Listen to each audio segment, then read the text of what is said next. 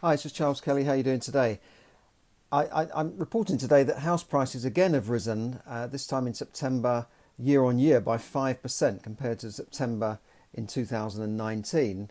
And this also comes at a time when mortgage approvals have hit a 13-year high. So that's all good news for the property market.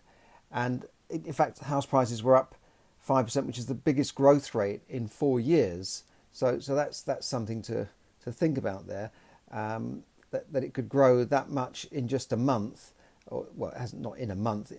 Compared to August, it's grown by 1%, but compared to uh, September 2019, it's actually grown by 5%. So that's quite it's staggering compared. When you think about the way the economy is, and the way jobs have been lost, and further lockdowns have been announced recently again in the UK, and yet people are buying properties and evidently buying shares because share prices are going up as well. Now these figures are according to the Nationwide Building Society. That's a lender who compile lending data based on their own lending decisions. Now, of course, they're not the only lender in the country. The Halifax also produce a similar survey, but they pretty much mirror each other. The real figures come from the Land Registry figures, which will show the actual prices paid for houses in September compared to a year ago, a month ago, 3 months ago. Those are the real figures. But the lenders are, pretty accurate, because between the Nationwide and the Halifax, they probably account for most of the lending that goes on in the country. Now, mortgage lending, as I said, rose, reaching a 13-year high, and this is as the market seems to have experienced a post-lockdown demand. This is because people couldn't buy in the early part of the year, and then suddenly in sort of June, July, demand soared, and people went out and did their moves and bought and that sort of thing.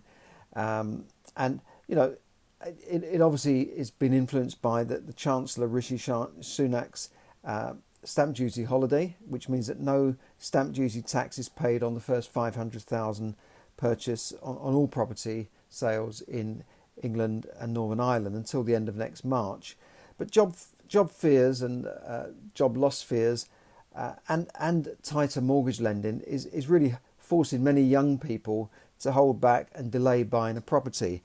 For instance, young people who were saving up, say, a 10% deposit to buy a property, which is still a lot of money. If you're buying a property for £400,000, it's still a lot of money to save up, and you need other expenses as well. And young couples have been saving this money and then find out that the lender says, no, we now need a 15% deposit, not a 10% deposit.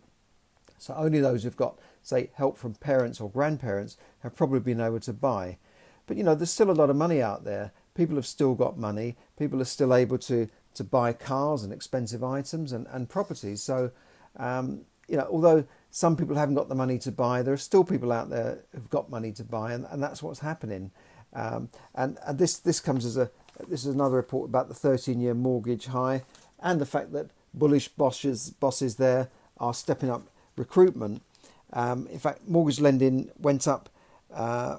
Mortgage approvals for house purchases rose from 66,000 in July to 84,700 in August, and which is a lot. I mean, 80,000 people just in August have had mortgage offers or mortgage approvals. So somebody out there has got money and they are buying. Personally, I think that prices will fall next year, if not this year, when things start to unravel, when this job scheme, the furlough scheme, starts to unravel and becomes less generous or eventually ends. I think there will be a lot of unemployment out there. Now, as I said the other day, the Chancellor has introduced a new job support scheme, which will start in October, but that is not nearly as generous as the previous furlough scheme. And of course, we can't keep people at home indefinitely, costing hundreds of billions a year, or certainly hundreds of millions every month. The new scheme is going to cost something like 300 million every month. So we can't just keep that going forever based on what money? Printed money, made up money. Just the Bank of England saying we're printing a few hundred billion there. How's that going to be repaid? Or are we going to see this so-called reset of the economy that's been promised by leaders in Davos. What does a reset of the economy mean?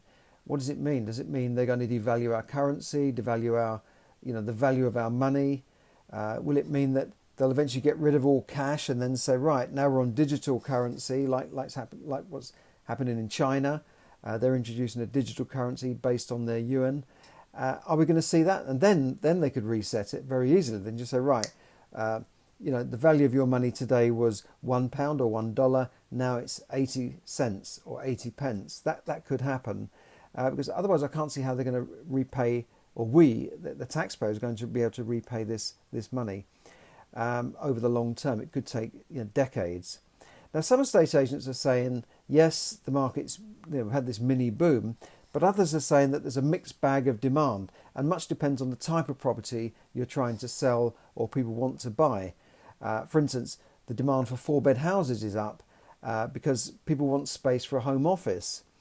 London-based agents are also saying to me that there's still a buyer's market out there, and they're offering me properties and saying, well, this has been reduced, but the vendor would take another reduction. For instance, somebody rang me up today and said there's flats for sale in London, was on the market for 550, now 525, 530, but they'll probably accept 500 or maybe even less.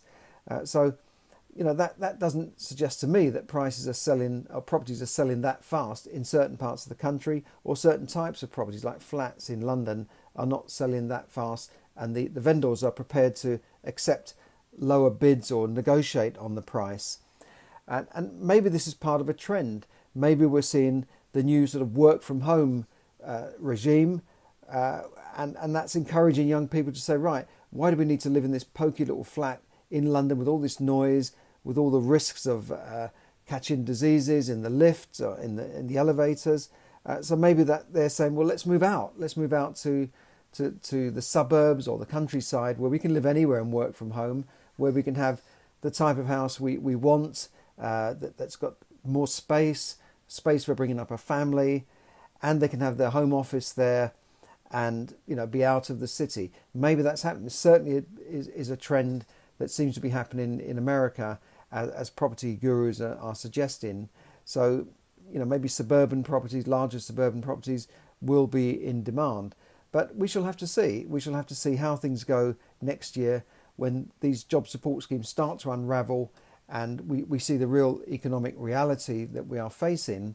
And then I think we will see the tide go out, and we'll see who is left with their pants down, as Warren Buffett used to say. And then I think we're going to see a big correction in the property market and a big correction in the stock market. So I would say, unless you need to buy this year, why rush into it? If you can't find the right deal, then hold off. But if you really need to buy and you've got a price at a reasonable market, then go ahead.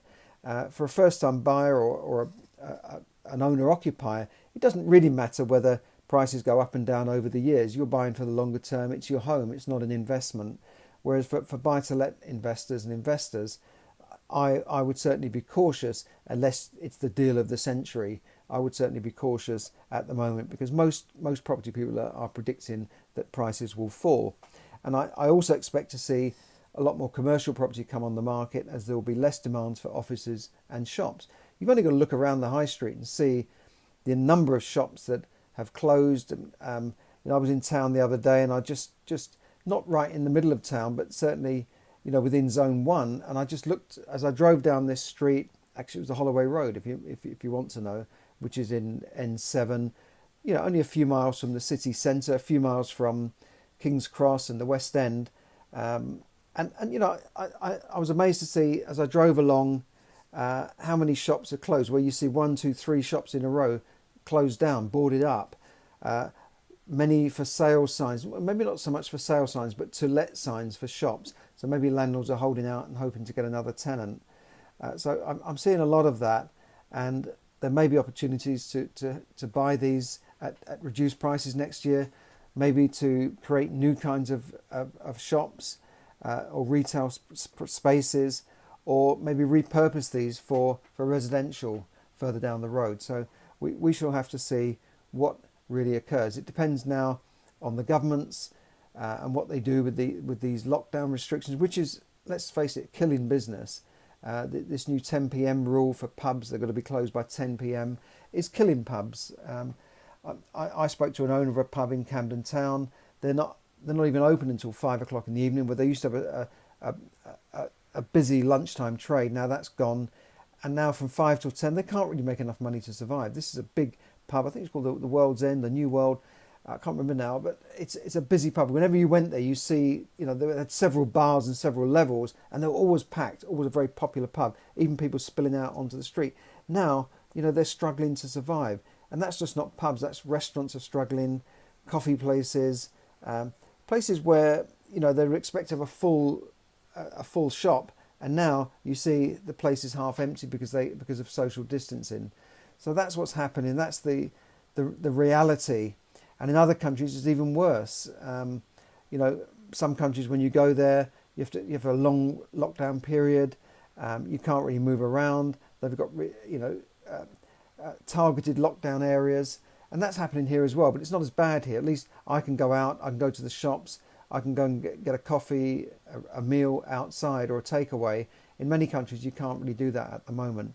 So we shall have to see what happens when the economic reality hits us. And then I think that's bound to affect property prices. It's bound to affect share prices, because who's going to buy property when you're losing your job or you've had your hours cut? It just doesn't add up. It doesn't make sense. So let's see what happens. I'm sorry it's a bit of doom and gloom, but that is the reality of the situation, and we've got to face it at some stage. So thanks for listening. Thanks for everyone who tuned in on Facebook Live. Hi there to Rich and everyone else there. And who listens to me on iTunes, on Money Tips podcast, and on Facebook and on YouTube. Thanks for listening, and have a great day, a great evening, wherever you are in the world. Thanks a lot, and bye for now.